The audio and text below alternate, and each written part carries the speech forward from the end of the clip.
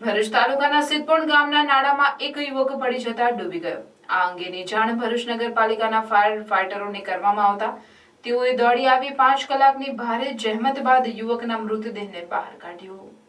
ભરૂચમાં 24મી જુલાઈના રોજ વરસેલા 7.5 ઇંચ વરસાદથી અનેક શહેરી અને ગ્રામ્ય વિસ્તારોમાં પાણી ભરાઈ ગયા હતા, જેમાં ભરૂચ તાલુકા સિદ્ધપુર ગામમાં પણ વરસાદના કારણે નાળા છલકાઈ ગયા હતા. આ સમયે ગામનો યુવાન અશોક દિનેશભાઈ વસાવા નાળામાં પડી જતા ઊંડા પાણીમાં ડૂબી ગયો હતો.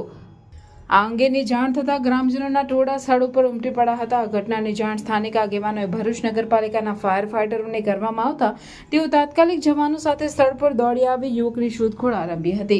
અકસ્માત મોતનો ગુનો નોંધીને વધુ તપાસ ચલાવી છે. ભરૂચ નગરપાલિકાના ફાયર બ્રિગેડના જવાનોએ 5 કલાકની ભારે જહેમત બાદ નાળામાં ડૂબી ગયેલા અશોક વસાવાનો મૃતદેહ બહાર કાઢ્યો હતો. આ ઘટનાની જાણ સ્થાનિક પોલીસ મથકમાં કરવામાં આવતા તેઓએ પણ સ્થળ પર પહોંચી મૃતદેહને ભરૂચ સિવિલ હોસ્પિટલમાં પોસ્ટમોર્ટમ અર્થે મોકલી અકસ્માત મોતનો ગુનો નોંધીને વધુ તપાસ ચલાવી છે.